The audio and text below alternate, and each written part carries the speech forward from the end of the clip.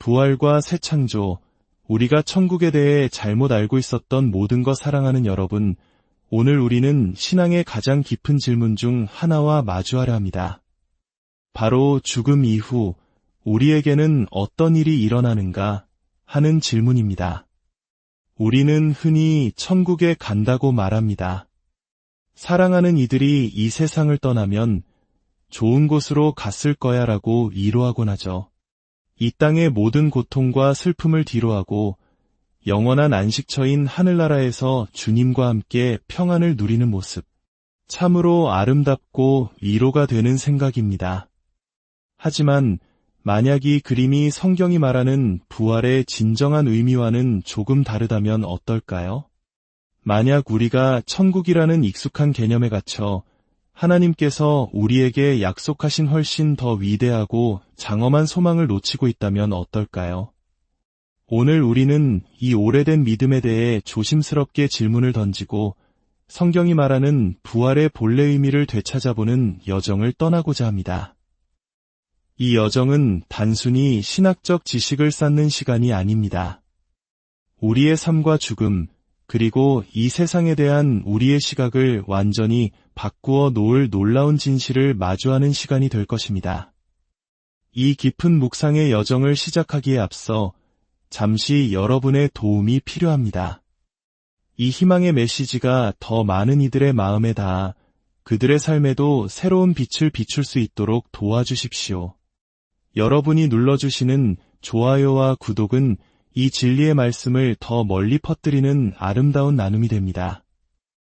이 귀한 사역에 동참하시는 모든 분들의 삶에 하나님의 크신 은혜와 평강이 함께하시기를 기도합니다. 이야기는 어느 장례식에서 시작됩니다.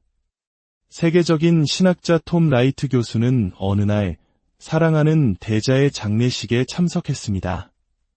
그는 30 중반의 나이에 암으로 세상을 떠난 아주 총명하고 사랑스러운 가정을 꾸렸던 젊은이였습니다. 장례 예배는 여러 면에서 참으로 은혜로웠습니다. 영국 케임브리지의 유서 깊은 교회는 그를 사랑했던 수많은 조문객으로 가득 찼고 모두가 한마음으로 찬송을 불렀습니다.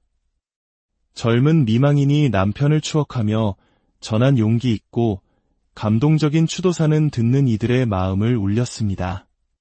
모든 것이 깊이 기독교적인 장례식처럼 보였습니다. 하지만 그에게는 한 가지 가장 중요한 무언가가 빠져 있다는 느낌을 지울 수 없었습니다.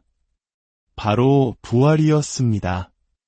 물론 예배 시작과 끝에 나는 부활이요 생명이니 나를 믿는 자는 죽어도 살겠고 라는 예수님의 말씀이 낭독되었습니다.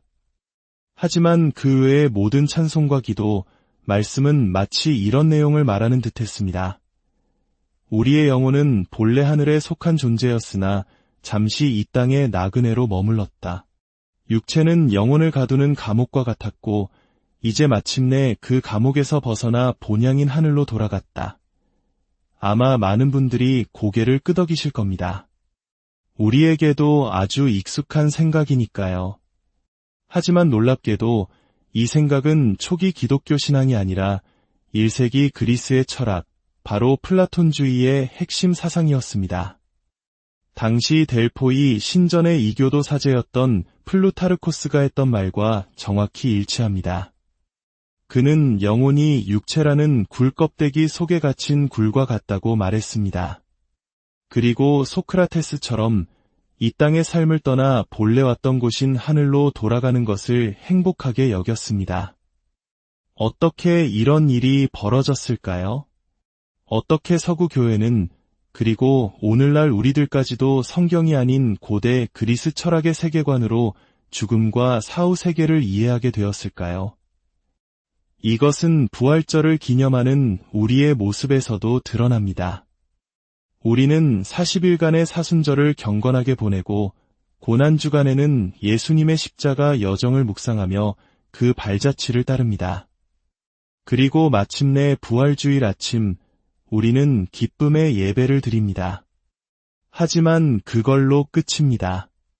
많은 교회에서 부활절 설교는 예수님의 부활 그 자체보다는 우리가 죽은 뒤에 천국에 갈 소망에 대해 이야기합니다. 부활은 마치 슬프고 어두웠던 이야기의 행복한 결말처럼 여겨질 뿐 그 이후의 이야기는 잘하지 않습니다. 하지만 복음서는 다르게 말합니다. 사복음서 모두에게 부활은 이야기의 끝이 아니라 완전히 새로운 이야기의 시작입니다. 부활은 단순히 슬픈 이야기 뒤에 오는 해피엔딩이 아니라 하나님의 새 창조 프로젝트가 시작되었음을 알리는 장엄한 선포입니다. 이 진실을 이해하기 위해 우리는 1세기 유대인들의 세계로 돌아가 보아야 합니다. 부활을 뜻하는 헬라어 아나스타시스는 문자 그대로 다시 일어섬을 의미합니다. 여기서 핵심은 이 단어가 우리가 생각하는 사후세계나 영혼이 천국에 가는 것을 의미하는데 단 한 번도 사용되지 않았다는 점입니다. 부활은 죽은 직후에 영혼에게 일어나는 일이 아니었습니다. 부활은 먼 미래에 하나님께서 이 세상을 새롭게 하실 때 죽었던 우리의 육체가 새로운 몸으로 다시 살아나는 사건을 의미했습니다. 이것이 바로 초기 기독교인들이 가졌던 죽음 이후의 삶, 그 이후의 삶에 대한 소망입니다. 이 소망은 두 가지 위대한 신학적 기둥 위에 서 있습니다. 첫째는 창조 세계의 선함입니다.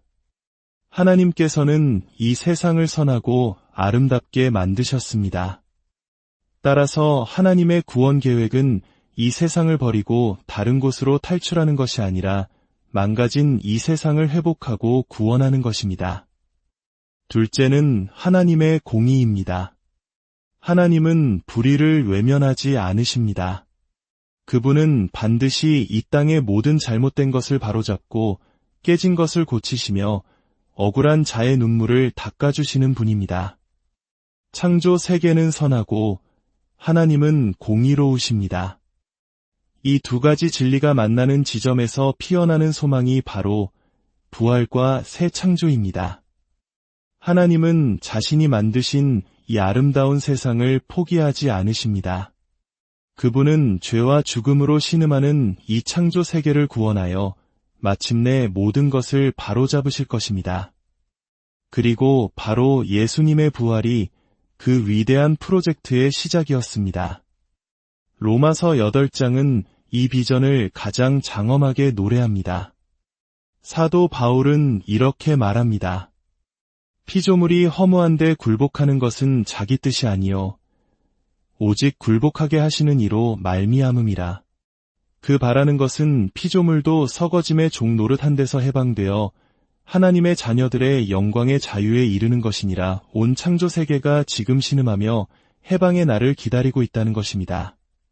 마치 우리 한국이 일제강점기의 고통과 육, 25 전쟁의 잿더미 속에서 자유와 재건을 갈망했던 것처럼 이 땅의 모든 피조물들이 하나님의 구원을 기다리고 있습니다. 그리고 하나님께서는 예수 그리스도를 죽음에서 일으키심으로 그 구원의 약속을 시작하셨습니다.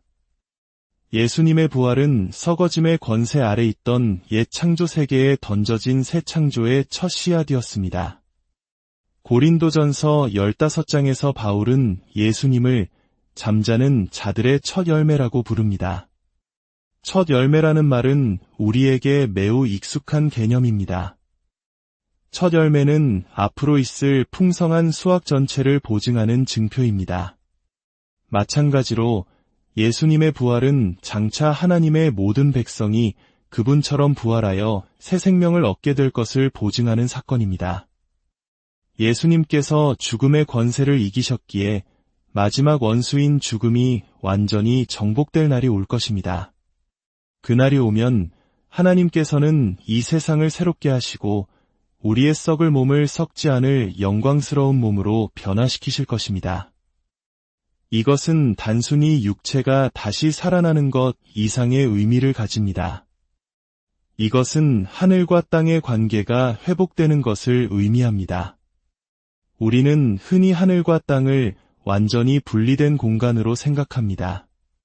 땅은 잠시 머무는 곳, 하늘은 우리가 영원히 가야 할 곳.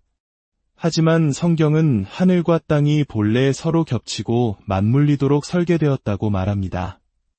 인간은 바로 그 하늘과 땅이 만나는 경계에서 온 피조물을 대표하여 창조주를 찬양하고 하나님의 대리인으로서 이 세상을 지혜롭게 다스리는 청지기로 창조되었습니다. 예수님의 부활과 승천은 이 모든 것을 회복하셨습니다. 이제 예수님께서는 하늘과 땅의 모든 권세를 가지시고 다스리십니다.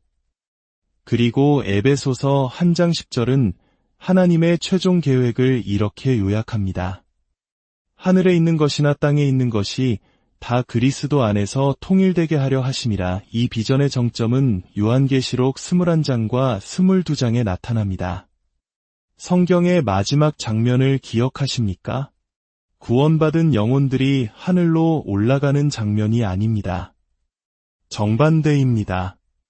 거룩한 성새 예루살렘이 하늘에서 땅으로 내려옵니다. 그리고 이런 음성이 들립니다. 보라, 하나님의 장막이 사람들과 함께 있음에 하나님이 그들과 함께 계시리니 그들은 하나님의 백성이 되고 하나님은 친히 그들과 함께 계셔서 모든 눈물을 그 눈에서 닦아주시니 다시는 사망이 없고 애통하는 것이나 곡하는 것이나 아픈 것이 다시 있지 아니하리니 처음 것들이 다 지나갔음이러라. 이것이 복음의 최종 목적지입니다. 우리가 하늘로 탈출하는 것이 아니라 하늘이 이 땅에 임하는 것입니다.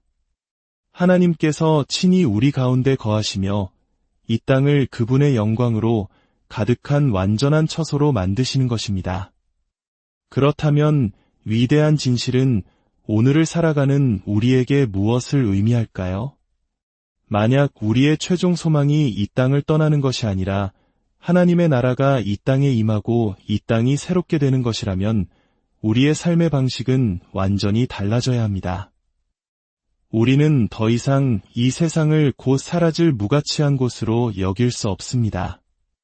우리는 부활의 사람들로서 장차 올 새 창조를 현재로 앞당겨 살아가는 소명을 받은 자들입니다. 이 소명은 두 가지 구체적인 실천으로 나타납니다. 바로 정의와 아름다움의 추구입니다. 첫째로, 우리는 정의를 실천해야 합니다. 하나님께서 장차 모든 것을 바로잡으실 공의로운 분이심을 믿는다면 우리는 이 땅의 불의에 침묵할 수 없습니다. 우리는 가난하고 억압받는 이들의 편에 서서 사회의 구조적인 악에 맞서 싸워야 합니다. 우리의 교회와 개인의 삶에서부터 모든 불의를 뿌리 뽑기 위해 노력해야 합니다. 이것이 바로 부활의 능력을 믿는 자들이 세상에 보여주는 새 창조의 표지입니다. 둘째로, 우리는 아름다움을 추구하고 창조해야 합니다.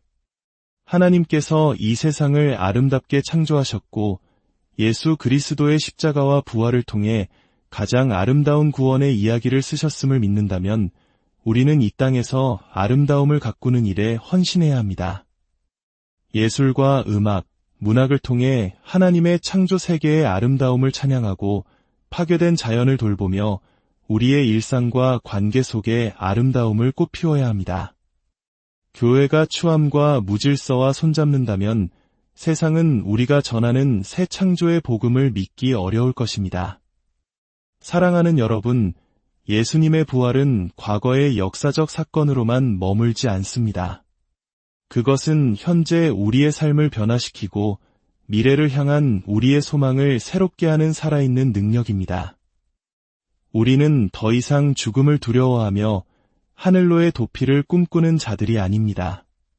우리는 부활하신 주님과 함께 성령의 능력으로 이 땅에 하나님의 정의와 아름다움을 심는 새 창조의 일꾼들입니다. 우리의 작은 기도와 겸손한 섬김 하나하나가 모여 이 낡은 세상 속에 새로운 세상의 싹을 틔우고 있습니다.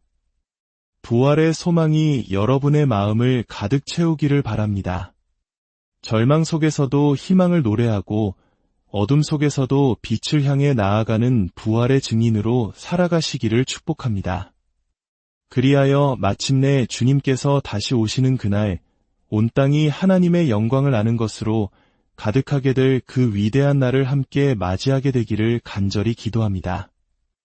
여러분의 삶 위에, 가정 위에, 그리고 이 땅의 모든 교회 위에 주님의 놀라운 부활의 능력이 늘 함께 하시기